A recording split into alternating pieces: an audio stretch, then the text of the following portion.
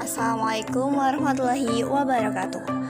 Alhamdulillahirrabbilalamin. Wabihi nasta'in wa ala umuri dunya waddin. Wassalatu wassalamu ala asrafil anbiya'i wal mursalin Sayyidina wa maulana Muhammadin wa ala alihi wa sahbihi ajmain, amma ba'd.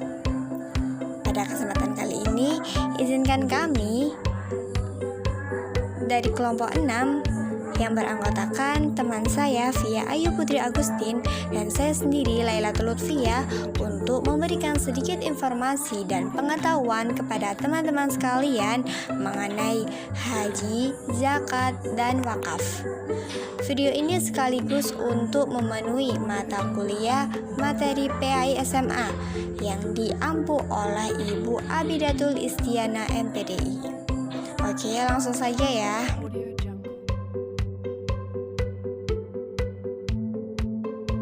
Pembahasan yang pertama yaitu haji.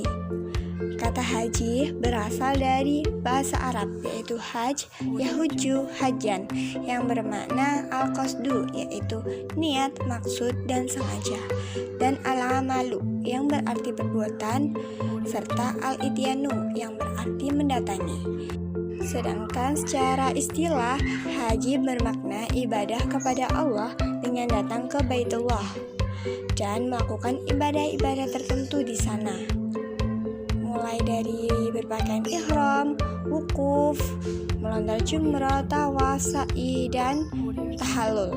Yang mana hal-hal tersebut itu dilaksanakan pada waktu-waktu khusus dan sesuai dengan tuntunan sunnah Rasulullah. Adapun dasar hukum pelaksanaan haji adalah dalam surat Ali Imran ayat 97 yang artinya mengerjakan haji merupakan kewajiban hamba kepada Allah, yaitu bagi yang mampu mengadakan perjalanan ke Baitullah. Barang siapa mengingkarinya, maka sesungguhnya Allah Maha Kaya, tidak memerlukan sesuatu dari alam semesta. Dan juga dalam surat Al-Baqarah ayat 196 yang artinya, dan sempurnakanlah ibadah haji serta umroh karena Allah Subhanahu wa Ta'ala. Sedangkan yang bersumber dari hadis yaitu hadis riwayat Ibnu Umar yang artinya Nabi Shallallahu Alaihi Wasallam bersabda, Islam itu didirikan atas 5 dasar, yaitu bersaksi bahwa tidak ada Tuhan yang berhak disembah melainkan Allah dan Muhammad adalah Rasulnya, mendirikan sholat, menunaikan zakat, puasa pada bulan Ramadan, dan menunaikan ibadah haji ke Baitullah bagi yang mampu melakukannya. Hadis riwayat Bukhari dan Muslim. Adapun yang bersumber dari ijma adalah bahwa para ulama telah sepakat mewajibkan haji, yaitu wajib dilakukan sekali seumur hidup sebagaimana sabda Rasulullah. Haji yang wajib itu hanya sekali. Barang siapa yang melaksanakan lebih dari sekali, maka selanjutnya merupakan haji sunnah. Hadis riwayat Abu Daud, Ahmad, dan Al-Hakim. Dan haji ini tentunya memiliki syarat-syarat. Adapun syarat-syarat haji yang pertama yaitu Islam, bahwa setiap dari kita orang Islam ini berkewajiban untuk menunaikan ibadah haji jika telah terpenuhi semua persyaratan-persyaratannya. Yang kedua yaitu berakal, bahwa orang Muslim yang waras tidak mengalami gangguan mental atau kejiwaan, maka ia berkewajiban untuk menunaikan ibadah haji. Yang ketiga yaitu dewasa, bahwa anak-anak kecil yang belum balik tidak dibebani kewajiban ya, tetapi nanti setelah masa akil balik maka ia telah dibebani untuk melaksanakan haji. Syarat yang keempat yaitu mampu, yang meliputi ketersediaan alat transportasi, bekal, keamanan, jalur perjalanan, dan kemampuan jalan tempuh. Kemudian syarat yang terakhir yaitu merdeka, sebab seorang budak itu tidak wajib yang melaksanakan ibadah haji karena ia bertugas melakukan kewajiban yang dibebankan tuannya kepadanya. Kemudian kita membahas rukun haji. Yang dimaksud rukun haji adalah kegiatan yang harus dilakukan dalam ibadah haji, dan jika tidak dikerjakan maka hajinya tidak sah. Rukun haji ini meliputi yang pertama ihram, yaitu mengenakan pakaian ihram dengan niat memasuki aktivitas ibadah haji yang dilakukan pada waktu, tempat, dan cara-cara tertentu. Yang kedua yaitu wukuf, yaitu berdiam diri, berzikir dan berdoa di Arafah yang bermula dari saat tergelincirnya matahari pada tanggal 9 Dzulhijjah hingga terbitnya fajar hari berikutnya. Yang ketiga yaitu tawaf. Seperti yang kita tahu bahwa tawaf itu mengelilingi Ka'bah sebanyak 7 kali, yang dimulai dari Hajar Aswad dengan Ka'bah berada di sebelah kiri dan dilakukan dengan berjalan kaki bagi yang mampu, dan disunahkan membaca kalimat talbiyah saat melaksanakan tawaf. Yang keempat yaitu sa'i, yaitu berjalan atau berlari-lari kecil antara Safa dan Marwah sebanyak 7 kali. Yang kelima yaitu tahallul, yaitu mencukur rambut atau memotong rambut kepala minimal 3 helai. Dan yang keenam dan yang terakhir juga yaitu tertib, artinya mengerjakan rukun-rukun haji secara urut mulai dari tawaf hingga tahallul. Kemudian wajib haji. Wajib haji ini adalah kegiatan yang harus dilakukan pada saat ibadah haji, yang jika tidak dikerjakan maka penunai haji harus membayar dam atau denda. Adapun yang termasuk wajib haji antara lain berihram di miqat. Maksudnya, calon jamaah haji itu harus memulai niatnya dari titik tempat awal dengan berpakaian ihram. Bagi jamaah Indonesia yang langsung menuju Mekah, maka miqatnya itu di Yalamlam. Sedangkan bagi jamaah yang menuju Madinah terlebih dahulu, maka miqatnya itu di Bir Ali. Itu pada umumnya ya. Wajib haji yang kedua yaitu mabit di Musdalifah, yaitu menginap semalam di Musdalifah pada malam tanggal 9 Dzulhijjah, tepatnya setelah wukuf di Arafah. Yang ketiga yaitu mabit di Mina, yaitu bermalam selama 3-4 hari di Mina. Waktunya yaitu malam tanggal 11, 12, dan 13 Dzulhijjah. Yang keempat yaitu melontar jumroh, yaitu melempar batu pada sebuah tempat yang diyakini untuk memperingati saat setan menggoda Nabi Ibrahim agar tidak melaksanakan perintah Allah untuk menyembelih putranya. Pelaksanaan melontar jumroh ini yaitu pada tanggal 10 Dzulhijjah dengan 7 butir kerikil kecil. Kemudian pada hari-hari tasyrik yaitu tanggal 11, 12, dan 13 Dzulhijjah. Wajib haji yang terakhir yaitu tawaf wada, yaitu suatu penghormatan terakhir kepada Baitullah dan merupakan tugas terakhir dalam melaksanakan ibadah haji. Yang terakhir yaitu hikmah haji. Adapun hikmah dari pelaksanaan ibadah haji antara lain, yang pertama, menyempurnakan keislaman serta meningkatkan iman dan takwa kepada Allah.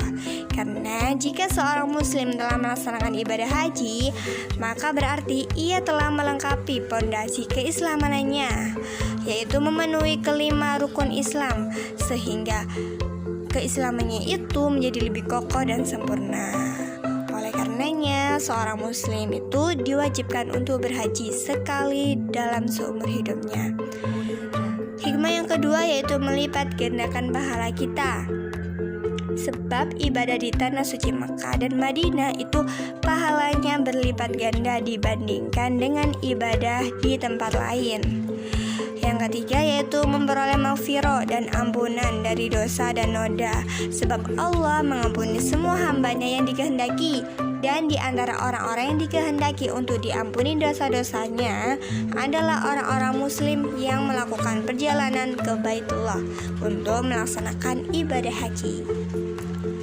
Yang keempat yaitu terkabulnya doa dan permohonan. Sebab orang yang tengah melaksanakan ibadah haji termasuk ke dalam kelompok orang-orang yang dikabulkan doanya sebagai balasan Allah atas sambutan mereka terhadap seruan Allah untuk menunaikan haji.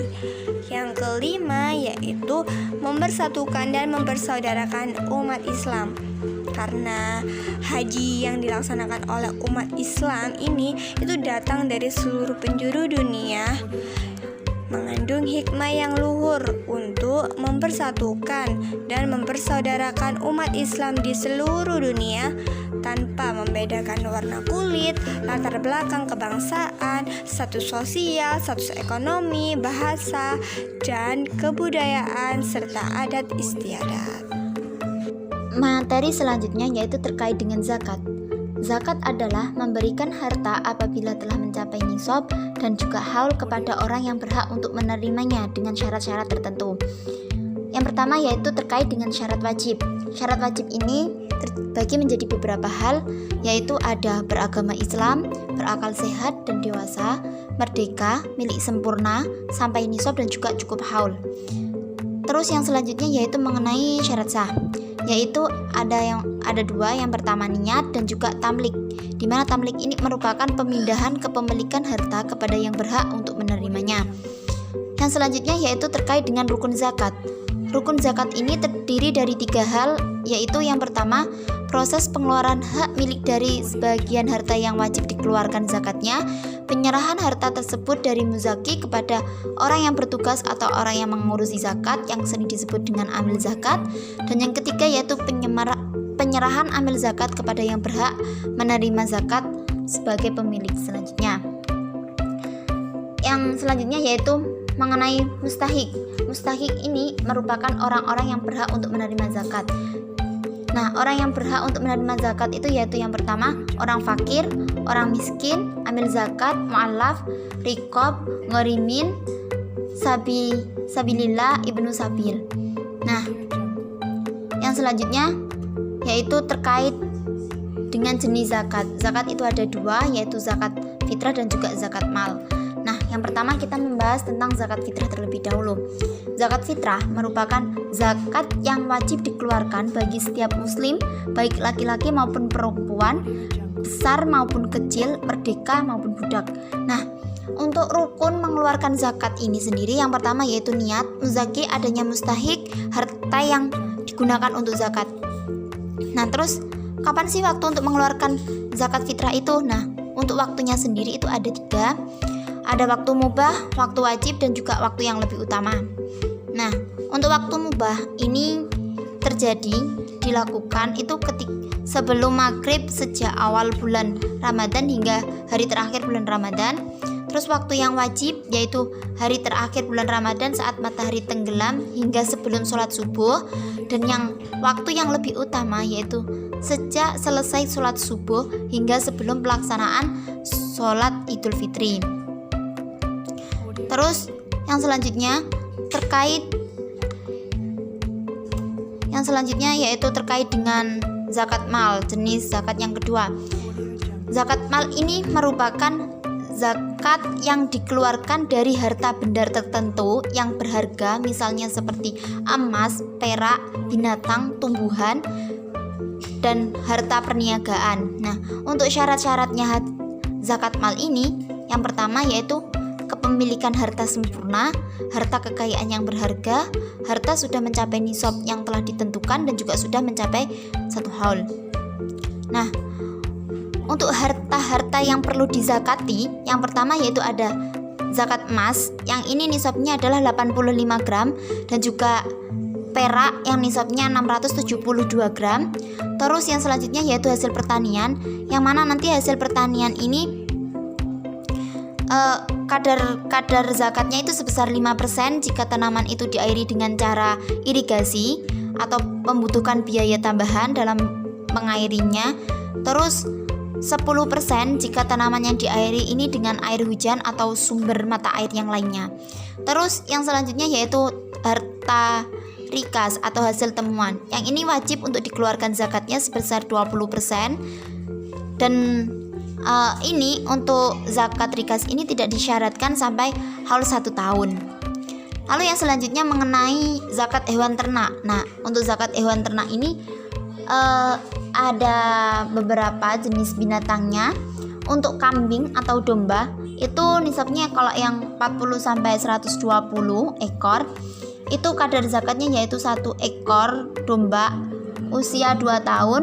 Lalu jika nisabnya mencapai 121 hingga 200, maka kadar zakatnya yaitu 2 ekor domba dengan usia 2 tahun. Dan jika jumlah domba atau kambingnya itu 201 sampai 300, maka kadar zakatnya yaitu 3 ekor domba umur 2 tahun. Untuk memudahkannya yaitu setiap bertambah 100 ekor kadar zakatnya ditambah 1 ekor. Nah, terus untuk jenis binatang selanjutnya yaitu sapi atau kerbau, yang mana nisabnya itu 30 hingga 39, yang mana nanti kadar zakatnya yaitu 1 ekor sapi umur 1 tahun. Terus kalau nisabnya 40 sampai 59, maka 1 ekor sapi umur 2 tahun. Jika nisabnya 60 sampai 69, maka kadar zakatnya 2 ekor umur 1 tahun. Kalau nisabnya 70 sampai 79, maka kadar zakatnya 2 ekor umur 2 tahun. Jadi untuk mempermudahkannya yaitu setiap bertambah 30 ekor kadar zakatnya ditambah 1 ekor. Nah, yang selanjutnya yaitu jenis unta. Yang mana untuk jenis unta ini karena di Indonesia tidak dibudidayakan, maka tidak disebutkan nisab dan juga zakatnya. Selanjutnya yaitu terkait dengan hikmah zakat. Hikmah zakat ini ada beberapa.